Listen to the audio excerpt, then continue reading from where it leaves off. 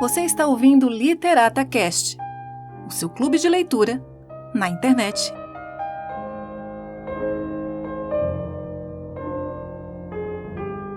Narrado por Doroteia Gomes. Produção Literata Cast. Apoio Bennett Cutelaria.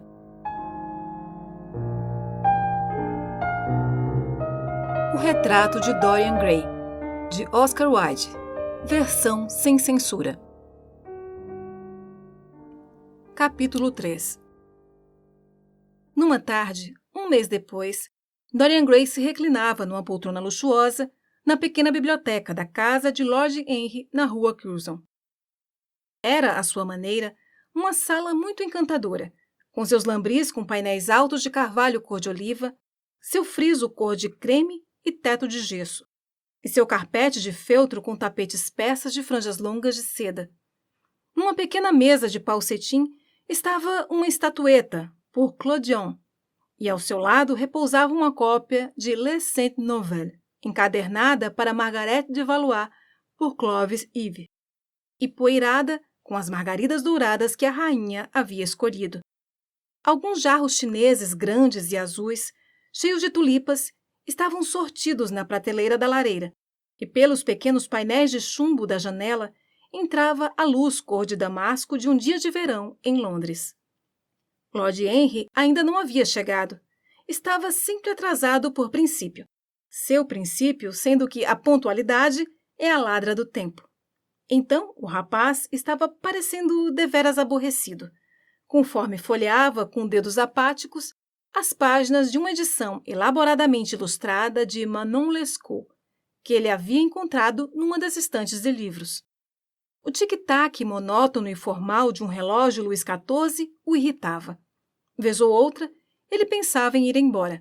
Por fim, ele ouviu passos leves do lado de fora e a porta se abriu. « Quão atrasado você está, Harry? » ele murmurou. « Receio que não seja Harry, Mr. Gray, » disse uma voz de mulher. Ele se virou rapidamente para olhar e se ergueu. « Peço perdão, eu pensei... » Você pensou que era meu marido. É só sua esposa. Você deve permitir que eu me apresente. Eu te conheço muito bem das suas fotos. Acho que meu marido tem 27 delas. Não devem ser 27, Lady Henry.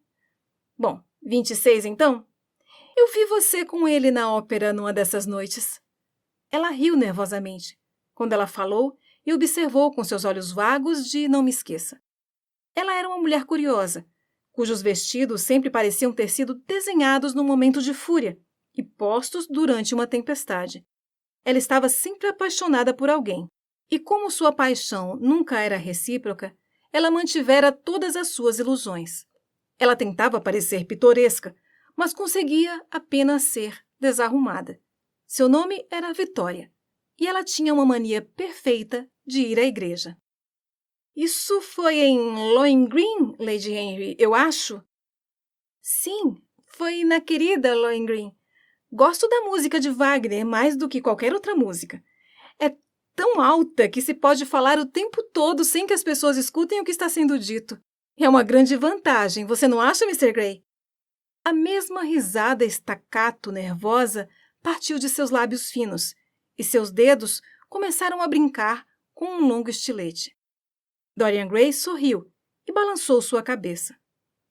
Receio que não, Lady Henry. Eu nunca falo quando estou ouvindo música, pelo menos música boa. Quando se escuta música ruim, é um dever afogá-la com conversas. Ah, esta é uma das opiniões de Harry, não é, Mr. Gray?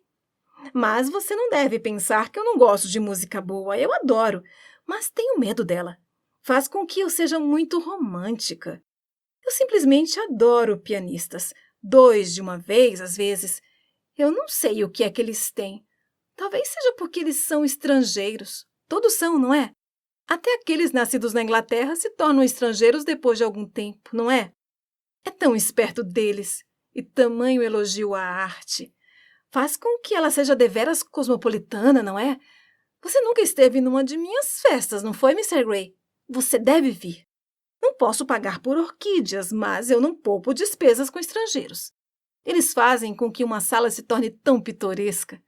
Mas cá está Harry. Harry, vim aqui procurar por você, para te perguntar algo. Eu esqueci o que era. E encontrei Mr. Gray aqui. Tivemos uma conversa tão agradável sobre música. Nós temos as mesmas opiniões. Não, acho que nossas opiniões são bem diferentes. Mas ele foi muito agradável e eu estou feliz por ter visto ele. Estou encantado, meu amor. Deveras encantado, disse Lord Henry, elevando suas sobrancelhas escuras e em formato crescente e olhando para ambos com um sorriso encantado. Sinto muito pelo atraso, Dorian. Fui procurar um pedaço de brocado velho em Wardour Street e tive que passar horas barganhando por ele. Hoje em dia as pessoas sabem o preço de tudo e o valor de nada.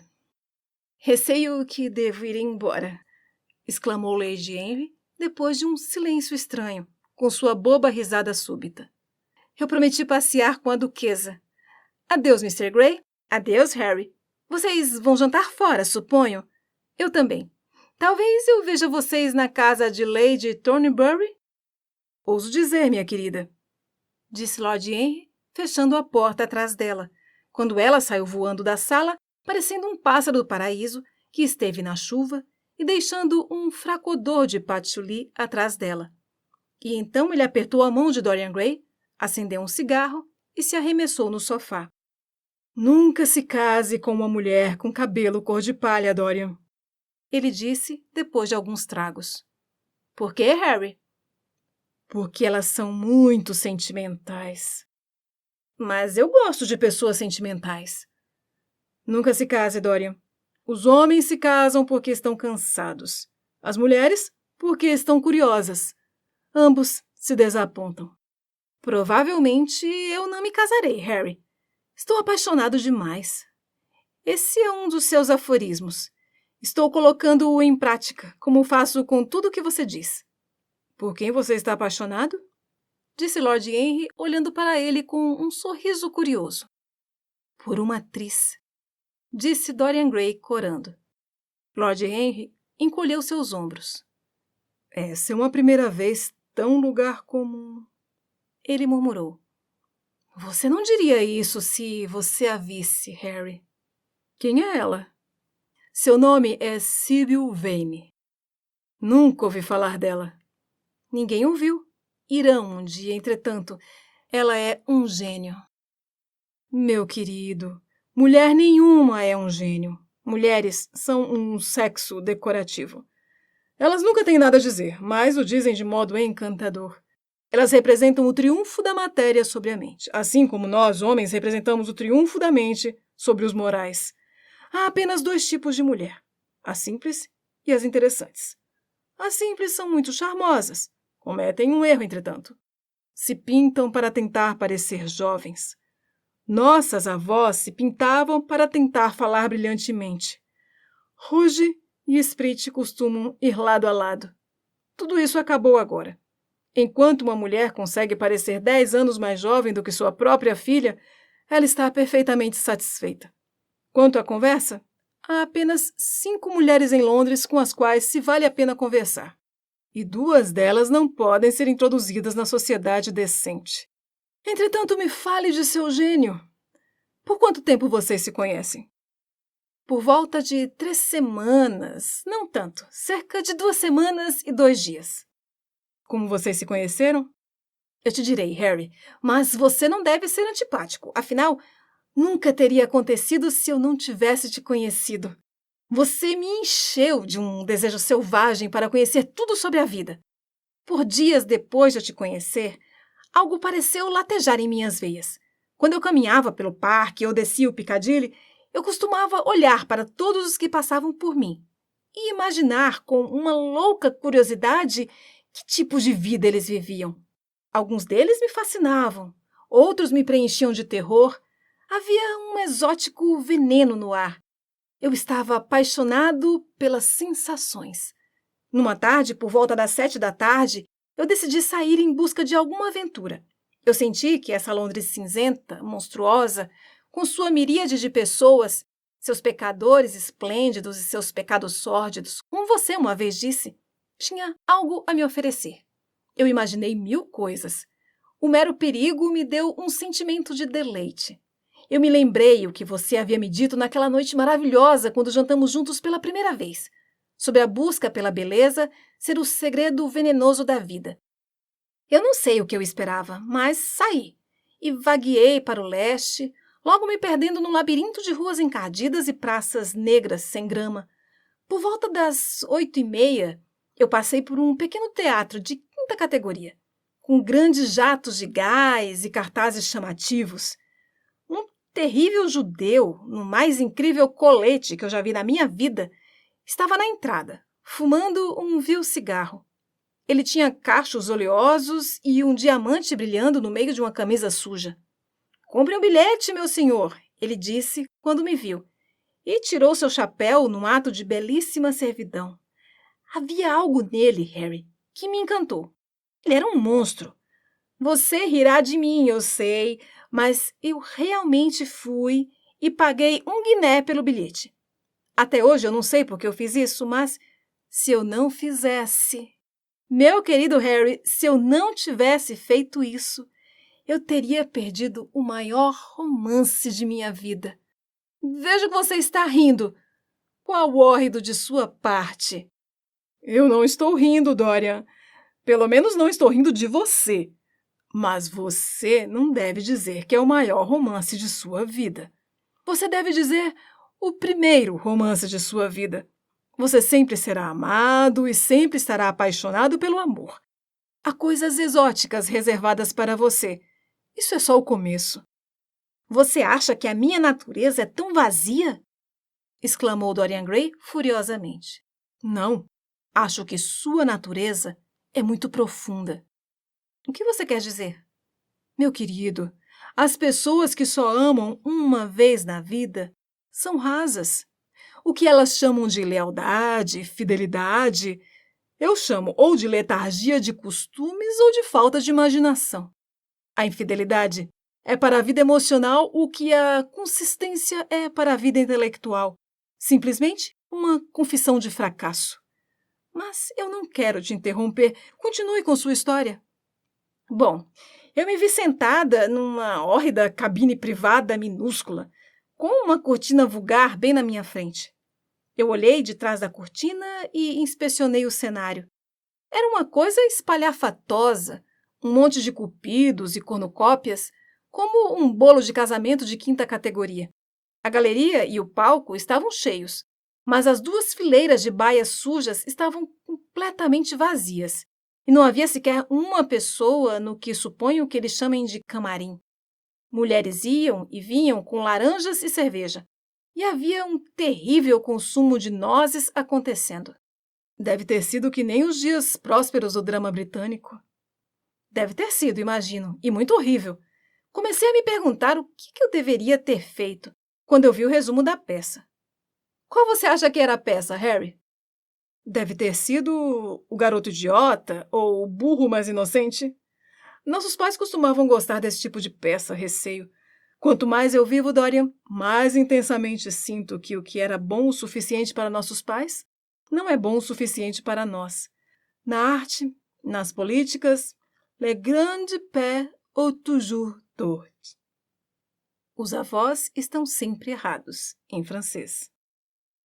A peça seria boa o suficiente para nós, Harry. Era Romeu e Julieta. Eu devo admitir que fiquei deveras irritado com a ideia de ver Shakespeare num lugar tão miserável. Ainda assim, me sinto interessado de alguma forma.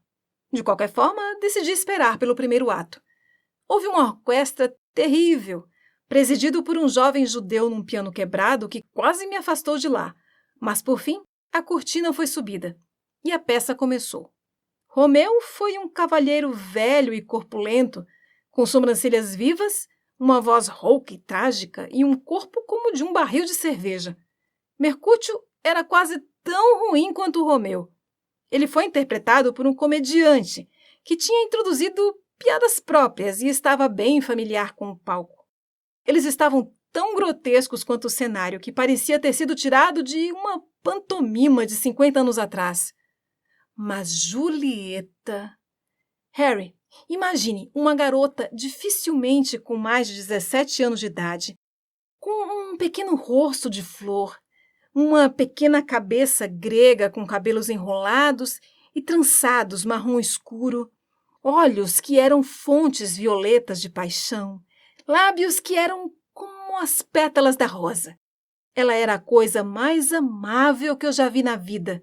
Você me disse uma vez que patos não mexe com você, mas que a beleza, a mera beleza, conseguia encher seus olhos de lágrimas. Eu te digo, Harry, eu quase não conseguia ver essa garota por causa das lágrimas que vieram a mim. E sua voz? Eu nunca ouvi uma voz assim. Começou baixa, com notas profundas e joviais que pareciam chegar isoladamente aos ouvidos. E então ficou um pouco mais alta e soou como uma flauta ou um oboé distante. Na cena do jardim, teve todo o êxtase trêmulo que se escuta bem antes do amanhecer, quando os rouxinóis estão cantando.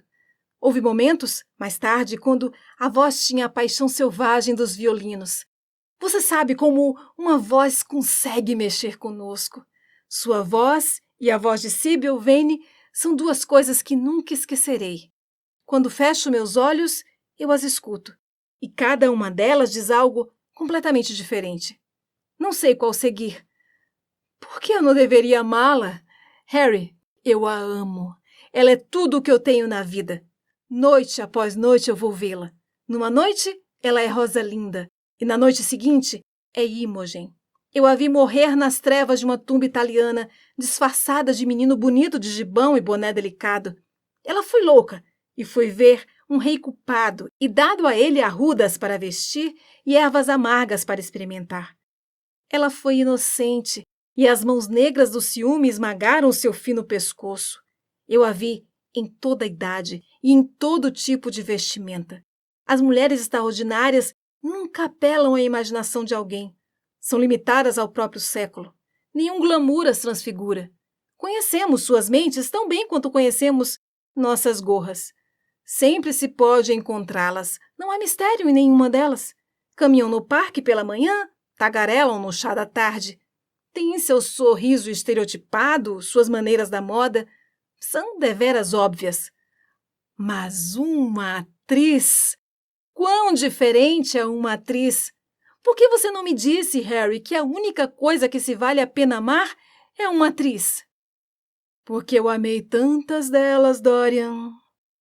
Oh, sim. Pessoas horríveis de cabelo pintado e rostos maquiados. Não despreze cabelo pintado e rostos maquiados. Há um charme extraordinário neles, às vezes. Agora, desejo não ter te contado sobre Sybil Vane.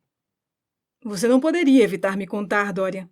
Por toda a sua vida você me contará tudo o que fizer. Sim, Harry, creio que isso seja verdade. Não posso parar de te contar as coisas. Você tem uma curiosa influência sobre mim. Se eu cometer um crime, eu o confiaria a você. Você me entenderia. Pessoas como você, os teimosos raios de sol da vida, não cometem crimes, Dorian. Mas agradeço pelo elogio de qualquer forma. E agora me diga... Me dê os fósforos, como um bom garoto. Obrigado. Me diga, Sybil Vane é sua amante? Dorian Gray ficou de pé, com bochechas coradas e olhos flamejantes. Como você ousa sugerir isso, Harry? Que horror! Sybil Vane é sagrada. São apenas as coisas sagradas que merecem ser tocadas, Dorian. Disse Lord Henry, com um estranho toque de patos em sua voz. Mas por que você se irritaria? Suponho que ela será sua amante um dia. Quando alguém está apaixonado, sempre começa enganando a si mesmo e sempre termina enganando os outros. É isso o que o mundo chama de romance. Você a conhece de qualquer forma, suponho. É claro que eu a conheço. Na primeira noite que eu estive no teatro, o velho judeu horrível veio à minha cabine e depois que a performance acabou, e se ofereceu para me levar aos bastidores e me apresentar a ela. Eu fiquei furioso e eu disse que Julieta estava morta por centenas de anos e seu corpo estava repousando numa tumba de mármore em Verona. Eu acho, pelo seu olhar de espanto, que ele pensou que eu tinha tomado muito champanhe ou algo assim. Eu não estou surpreso. Eu também não me surpreendi. E então ele me perguntou se eu escrevia para algum dos jornais. Eu disse que nunca os havia lido. Ele pareceu terrivelmente desapontado e confiou a mim que todos os críticos dramáticos estavam numa conspiração contra ele e que eles eram todos vendidos. Ele estava deveras certo. Mas, por outro lado, a maioria deles não se vende por muito caro. Bom, ele pensava acreditar que eles estavam além do seu orçamento. Nesse momento, as luzes estavam se apagando no teatro e eu tive que ir embora. Ele queria que eu experimentasse alguns cigarros que ele recomendava muitíssimo. Eu recusei. Na noite seguinte, é claro, eu fui ao teatro. Quando ele me viu, ele se curvou e me garantiu que eu era um patrono da arte. Ele era um bruto muito ofensivo, apesar de ter uma paixão extraordinária por Shakespeare. Ele uma vez me disse, com um ar de orgulho, que suas 3 falências eram inteiramente culpas do poeta, a quem ele insistia em chamar de o bardo. Ele parecia pensar que isso era uma qualidade. Era uma qualidade, meu caro Dorian. Uma grande qualidade. Mas quando você falou pela primeira vez com Miss Sibyl Vane? Na terceira noite. Ela estava fazendo Rosalinda. Eu não consegui deixar de ir até lá. Eu a joguei umas flores e ela olhou para mim. Ao menos eu imaginei que ela tinha. O velho judeu era persistente. Ele parecia determinado a me levar até lá. E então eu consenti. Foi tão curioso que eu não queria conhecê-la, não foi? Não, eu acho que não. Meu caro Harry, por quê? Eu te direi num outro momento. Agora quero saber sobre a garota. Sibyl? Ah, ela era tão tímida e tão gentil. Havia algo de uma criança nela. Seus olhos se abriam largos num espanto extraordinário quando eu disse o que pensei de sua performance. E ela parecia bem consciente do seu poder. Creio que estávamos ambos devera nervosos. O velho judeu permaneceu sorrindo na porta da sala verde poeirenta, fazendo discursos elaborados sobre nós dois, enquanto permanecíamos olhando um ao outro como crianças. Ela insistia em me chamar de meu senhor, e então eu tive que garantir a Sibyl que eu não era nada do gênero. Ela disse muito simplesmente a mim: "Você se parece mais com um príncipe." Por minha palavra, Dorian, Miss Sibyl sabe como fazer um elogio. Você não a entende, Harry. Ela me viu meramente como uma pessoa numa peça. Ela não sabe nada da vida. Ela vive com a mãe, uma desvanecida mulher cansada que interpretou Lady Capulet numa espécie de invólucro magenta em sua primeira noite e que aparentava já ter visto dias melhores. Eu conheço essa aparência. Sempre me deprime. O judeu queria me contar a história dela, mas eu disse que não me interessava. Você foi muito certo. Há algo infinitamente rude sobre as tragédias dos outros. Sibyl é a única coisa com a qual me importo. O que me importa de onde ela veio? De sua cabecinha aos seus pezinhos, ela é absoluta e inteiramente divina. Eu vou vê-la atuar toda noite de minha vida e toda noite ela está mais maravilhosa. É esse o motivo, suponho, pelo qual você nunca sai para jantar comigo agora. Eu pensei que você tinha algum romance curioso nas mãos. Você tem, mas não é bem o que eu esperava. Meu querido Harry, ou nós almoçamos ou ceamos juntos todos os dias, e eu fui à ópera com você muitas vezes. Você está sempre terrivelmente atrasado. Bom, eu não posso deixar de ver Sibyl atuar, mesmo quando é apenas por um ato. Eu sinto fome pela sua presença.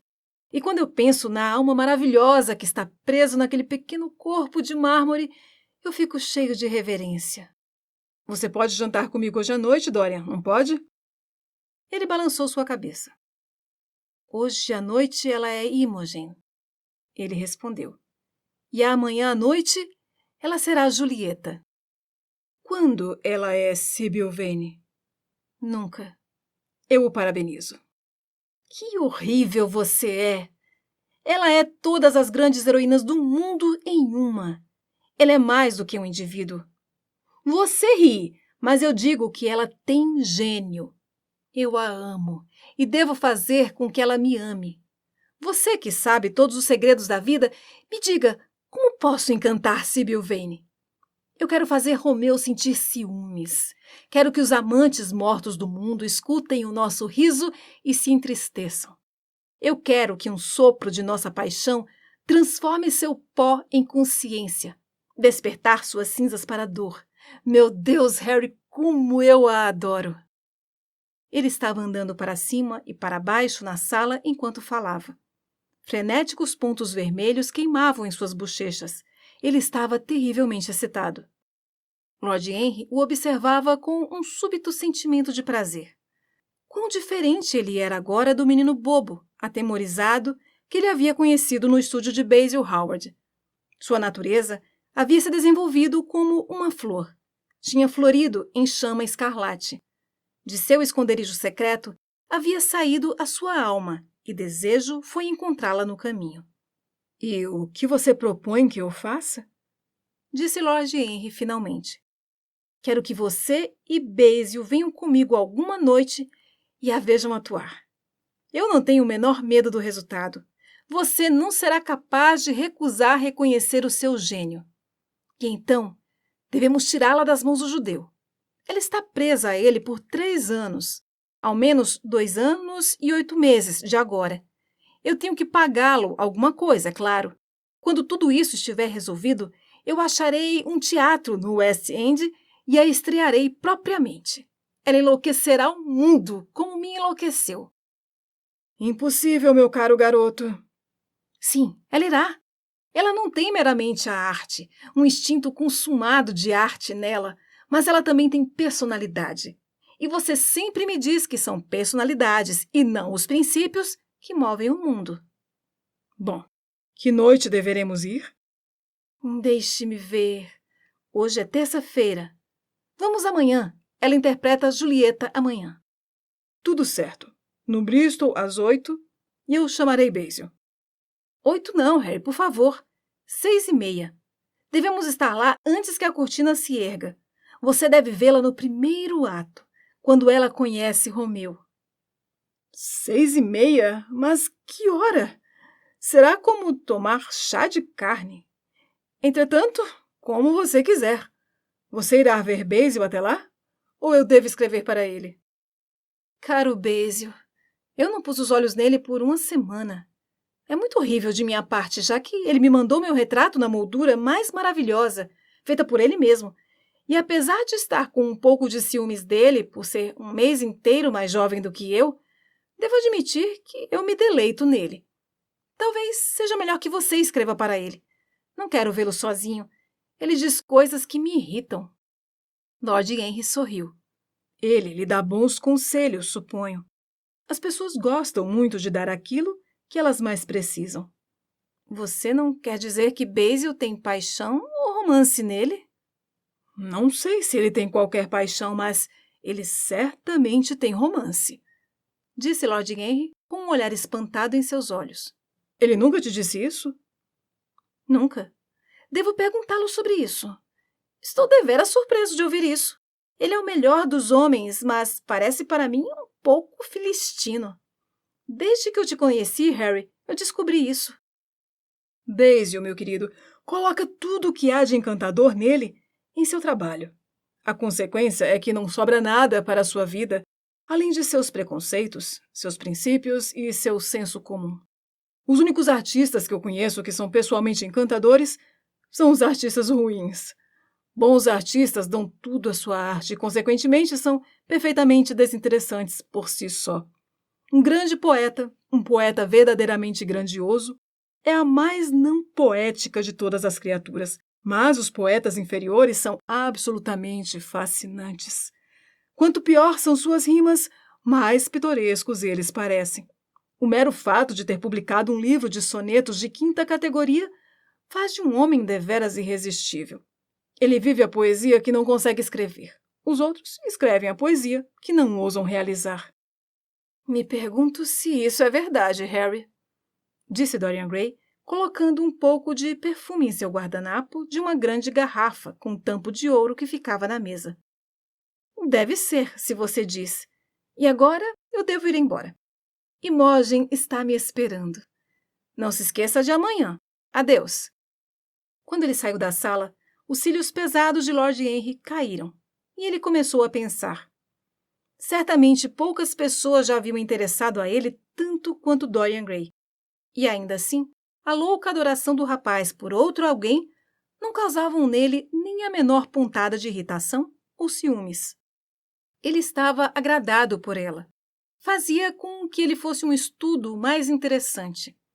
Ele sempre foi encantado pelos métodos da ciência, mas as matérias de discussão ordinárias da ciência o pareceram trivial e de nenhuma importante. E então ele começou por vivissectar a si mesmo e terminou por vivissectar os outros. A vida humana parecia para ele a única coisa que valia a pena investigar. Não havia nada mais valioso comparado a ela. Era verdade que, quando se observava a vida em seu curioso cadinho de dor e prazer, não se podia vestir uma máscara de vidro ou impedir que os vapores sulfurosos perturbassem o cérebro e turvassem a imaginação com caprichos monstruosos e sonhos disformes. Haviam venenos tão sutis que, para conhecer as suas propriedades, era preciso se adoecer com eles. Haviam males tão estranhos que se tinha que era preciso passar por eles para entender sua natureza. E ainda assim, que maravilhosa recompensa se recebia! Quão maravilhoso o mundo inteiro se tornava! Para perceber a curiosa lógica rígida da paixão e a vida emocional colorida do intelecto. Observar onde eles se encontravam e onde eles se separavam, em que ponto eles se tornavam um e em que ponto eles discordavam. Havia um deleite nisso. Que importa qual era o custo? O preço que se paga por qualquer sensação nunca é alto demais. Ele estava consciente, e o pensamento trouxe um brilho de prazer em seus olhos de ágata marrons, que foi através de certas palavras dele, palavras musicais ditas numa pronúncia musical, que a alma de Dorian Gray se virou para essa garota branca e se curvou em adoração perante a ela. Até certo ponto, o rapaz era sua própria criação. Ele o havia feito prematuro. Isso era alguma coisa. As pessoas ordinárias esperavam até que a vida revelasse a elas os seus segredos. Mas para os poucos, para os escolhidos, os mistérios da vida eram revelados antes do véu ser erguido. Algumas vezes, esse era o efeito da arte, e principalmente a arte da literatura, que lidava imediatamente com as paixões e o intelecto. Mas, vez ou outra, uma personalidade complexa tomava o lugar e assumia o ofício da arte. Se tornava de fato, à sua maneira, uma verdadeira obra de arte. A vida, tendo suas elaboradas obras-primas, assim como a poesia tinha, ou a escultura, ou a pintura. Sim, o rapaz era prematuro. Ele estava colhendo o que havia plantado, enquanto ainda era primavera. O pulso e a paixão da juventude estavam nele, mas ele estava se tornando consciente de si. Era delicioso observá-lo. Com sua face bela e sua bela alma, ele era uma coisa a se maravilhar. Não importava como tudo terminou ou como estava destinado a terminar. Ele era como uma dessas figuras graciosas num desfile ou numa peça, cujas alegrias pareciam estar distantes, mas cujas tristezas mexiam com o nosso senso de beleza e cujas feridas são como rosas vermelhas. Alma e corpo, corpo e alma, quão misteriosos eles são! Havia um animalismo na alma, e o corpo tinha seus momentos de espiritualidade. Os sentidos podiam se refinar, e o intelecto podia se degradar. Quem poderia dizer onde o impulso carnal terminava ou o impulso físico começava? Quão vazias eram as definições arbitrárias de psicólogos ordinários. E ainda assim, quão difícil era decidir entre as afirmações das várias escolas. Era a alma uma sombra sentada na casa do pecado? Ou o corpo estava verdadeiramente na alma, como Giordano Bruno pensou? A separação do espírito e matéria era um mistério. E a união do espírito e matéria era um mistério também. Ele começou a se perguntar se deveríamos fazer da psicologia uma ciência tão absoluta que cada mola da vida fosse revelada a nós. Nós sempre nos deturpamos e raramente entendemos os outros. A experiência não tinha valor ético. Era meramente o nome que dávamos aos nossos erros. Os homens, como uma regra, a viam como uma forma de alerta. Deram a ela uma certa eficácia moral na formação de caráter. A louvaram como algo que nos ensinava o que seguir e nos mostrava o que evitar. Mas não havia nenhum poder motriz na experiência. Era uma causa ativa tão pequena quanto a própria consciência. Tudo o que ela verdadeiramente demonstrava era que nosso futuro seria o mesmo que nosso passado e que o pecado que havíamos cometido uma vez, repugnados, cometeríamos muitas vezes alegremente. Estava claro a ele que o método experimental era o único método através do qual se podia chegar a qualquer análise científica das paixões. E certamente, Dorian Gray era um sujeito feito para a sua mão e parecia prometer resultados ricos e frutíferos. Seu súbito amor louco por Sybil Vane era um fenômeno psicológico de muito interesse. Não havia dúvida que a curiosidade tivera muito a ver com isso. Curiosidade e o desejo por novas experiências. E ainda assim, não era uma paixão simples, mas uma muito complexa. O que havia nela do instinto puramente sensual da meninice havia sido transformado pelos artifícios da imaginação, transformado em algo que parecia para o próprio garoto ser remoto do sentimento, e que por esse exato motivo era muito mais perigoso. Eram as paixões quais nos enganávamos sobre as origens que nos tiranizavam mais fortemente. Nossos motivos mais fracos são aqueles de cuja natureza estamos cientes. Frequentemente acontece que, quando pensávamos que estávamos fazendo experimentos com outros, estávamos fazendo experimentos com nós mesmos. Enquanto Lord Henry sentava-se, pensando nessas coisas, uma batida veio à porta, e seu valete entrou e o lembrou que era hora de se vestir para o jantar. Ele se levantou e olhou para a rua. O pôr do sol havia transformado em ouro escarlate as janelas superiores das casas do outro lado da rua. Os painéis brilhavam como placas de metal quente. O céu, acima de si, era como uma rosa desvanecida. Ele pensou na vida jovem e cor de fogo de Dorian Gray e se perguntou como ela terminaria. Quando chegou em casa, por volta de 00:30, ele viu um telegrama na mesa do corredor. Ele abriu e descobriu que era de Dorian. Era para lhe contar que ele estava noivo de Sybil Vane.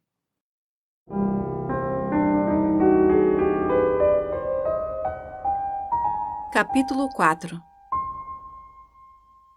Suponho que você tenha ouvido as notícias, Basil, disse Lord Henry na noite seguinte, quando Howard se mostrou numa cabine privada no Bristol, onde o jantar havia sido posto para 3.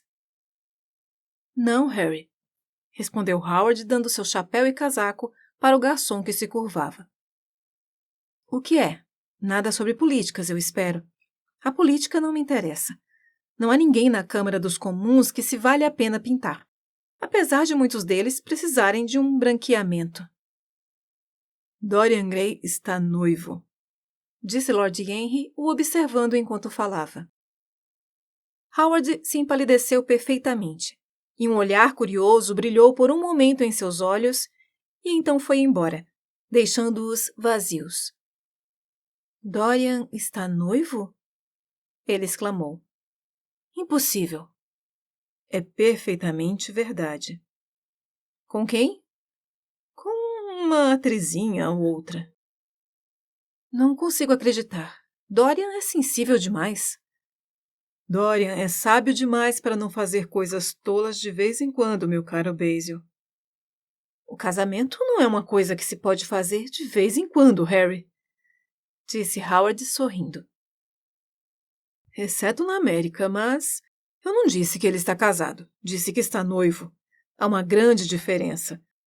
Tenho uma lembrança distinta de estar casado, mas não tenho lembrança alguma de estar noivo. Estou inclinado a pensar que nunca fui noivo. Mas pense no berço, na posição social, na riqueza de Dorian. Seria absurdo para ele casar com alguém tão abaixo dele. Se você quer que ele se case com essa garota, diga isso para ele, Basil. Certamente ele o fará então. Sempre que um homem faz uma coisa completamente estúpida, é sempre pelos motivos mais nobres. Espero que a garota seja boa, Harry. Não quero ver Dorian preso a alguma criatura vil, que possa degradar a sua natureza e arruinar o seu intelecto. Oh, ela é mais que boa, ela é linda, murmurou Lord Henry, bebericando de uma taça de vermute e bitters de laranja. Dorian diz que ela é linda, e ele raramente está errado sobre coisas do gênero. Seu retrato dele aumentou a sua apreciação da aparência pessoal de outras pessoas. Teve este efeito maravilhoso, entre outros. A veremos hoje à noite, se aquele garoto não se esquecer. Mas você aprova, Harry? Perguntou Howard, andando para cima e para baixo na sala e mordendo seu lábio. Você não pode aprovar isso de verdade. É uma paixão boba. Eu nunca aprovo ou desaprovo qualquer coisa agora. É uma atitude absurda a se ter para com a vida. Não fomos postos no mundo para espalhar nossos preconceitos morais. Nunca percebo o que as pessoas comuns dizem e nunca interfiro com o que as pessoas encantadoras fazem. Se uma personalidade me fascina, seja lá o que a personalidade escolhe fazer, é absolutamente delicioso para mim. Dorian Gray se apaixona por uma garota linda que atua Shakespeare e a pede em casamento. Por que não? Se ele desposasse Messalina, ele não seria menos interessante. Você sabe que não sou um campeão do casamento. A verdadeira desvantagem do casamento é que faz com que sejamos altruístas. E pessoas altruístas são maçantes. Elas carecem de individualidade. Ainda assim, há certos temperamentos os quais o casamento torna ainda mais complexo. Eles retêm seu egoísmo e acrescentam a ele muitos outros egos. São forçados a ter mais que uma vida. Se tornam mais organizados. Ademais, cada experiência tem seu valor. E seja lá o que se diga contra o casamento, certamente é uma experiência. Espero que Dorian Gray faça desta garota sua esposa. A adore apaixonadamente por 6 meses e então, subitamente, se fascine por outro alguém. Ele seria um estudo maravilhoso. Você não quer dizer isso de verdade, Harry. Você sabe que não. Se a vida de Dorian Gray fosse estragada, ninguém sentiria mais que você. Você é muito melhor do que finge ser. Lord Henry riu. A razão pelo qual gostamos de pensar tão bem dos outros é que tememos a nós mesmos. A base do otimismo é puro terror. Pensamos que somos generosos porque acreditamos nossos vizinhos com aquelas virtudes que provavelmente nos beneficiarão. Nós louvamos o banqueiro porque esperamos sacar mais do que nosso saldo. E encontramos boas qualidades nos ladrões, esperando que ele poupe nossos bolsos. Eu quis dizer tudo o que eu disse. Tenho o maior desprezo pelo otimismo. E quanto a uma vida estragada, nenhuma vida é estragada, com exceção daquele cujo crescimento é interrompido. Se você quer arruinar uma natureza, você tem meramente que reformá-la. Mas cá está Dorian em pessoa. Ele lhe dirá mais que eu. Meu caro Harry, meu caro Basil, vocês dois devem me parabenizar, disse o garoto, jogando sua capa da tarde com suas abas de cetim e apertando a mão de cada um de seus amigos. Nunca estive tão feliz. É claro que é súbito. Todas as coisas verdadeiramente deliciosas são. E ainda assim me parece a única coisa pela qual estive procurando por toda a minha vida. Ele estava corado de excitação e prazer, e parecia extraordinariamente belo.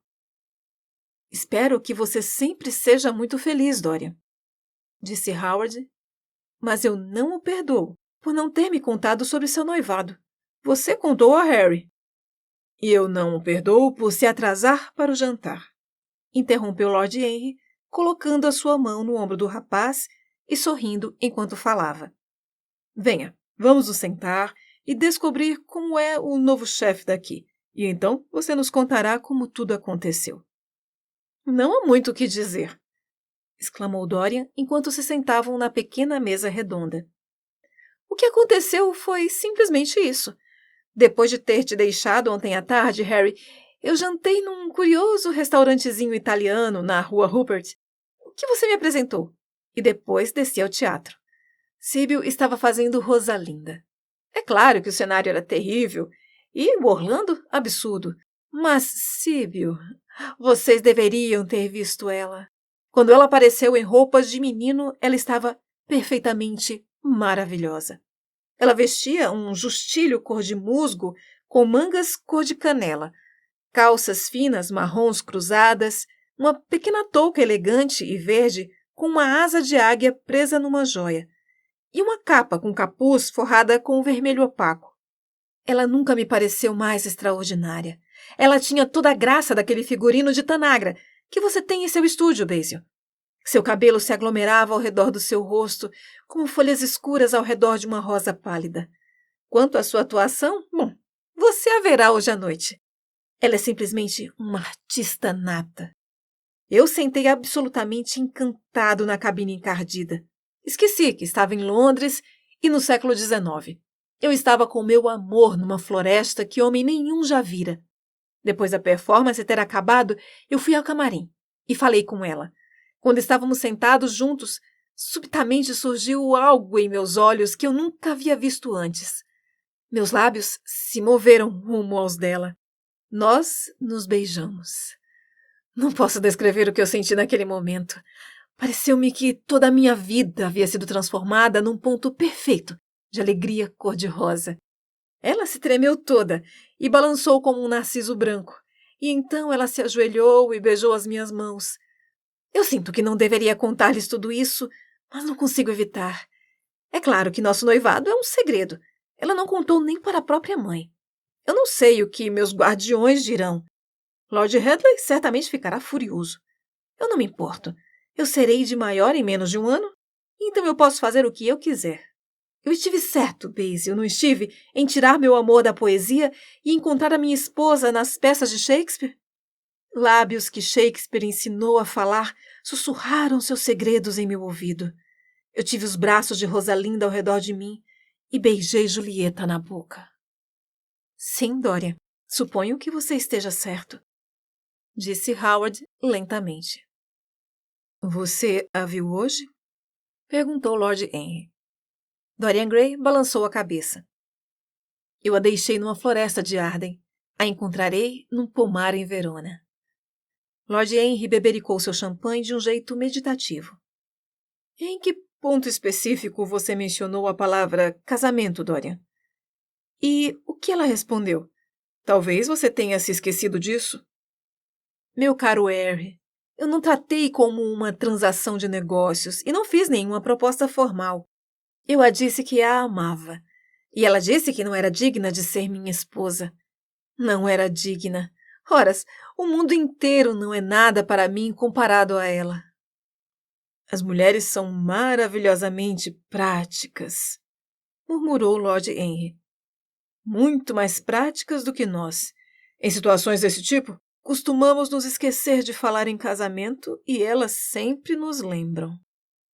Howard pousou sua mão sobre seu braço. Não. Harry, você irritou a Dorian.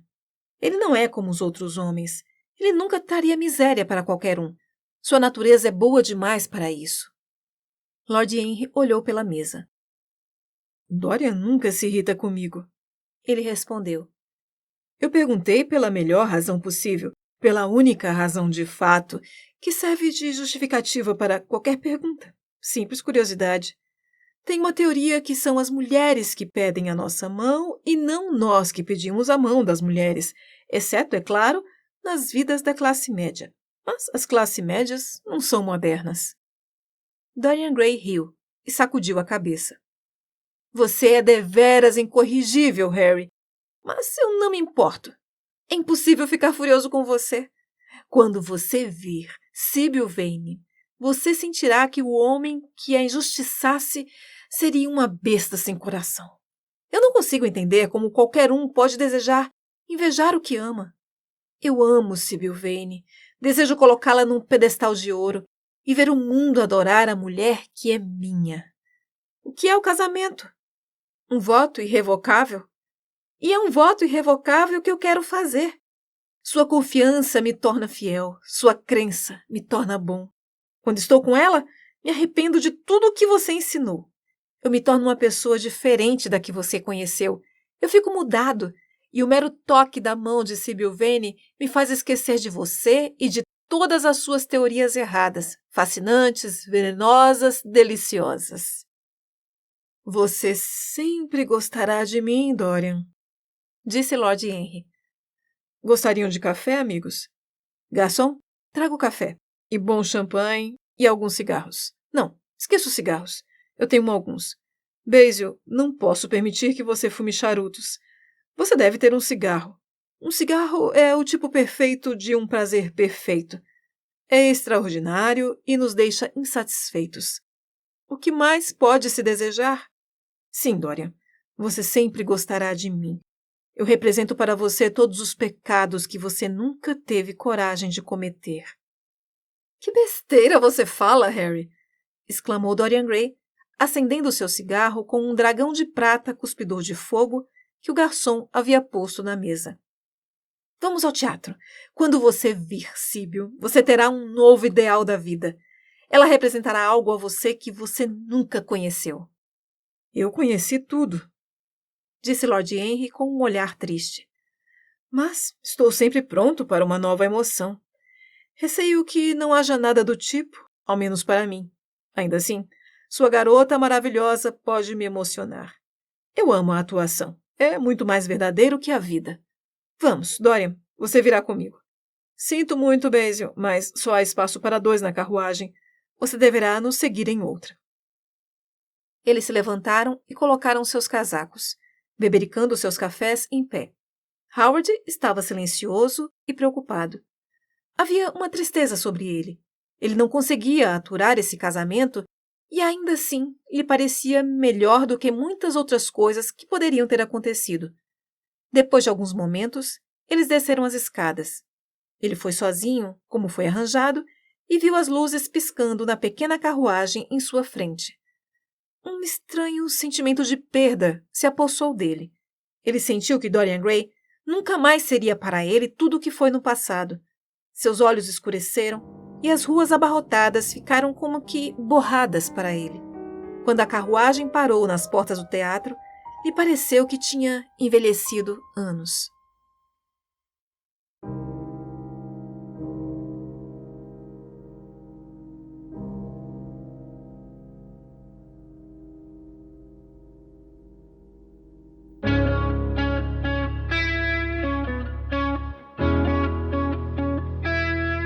Você acabou de ouvir mais um episódio do Literata Cast. Apoio Bennett Cutelaria.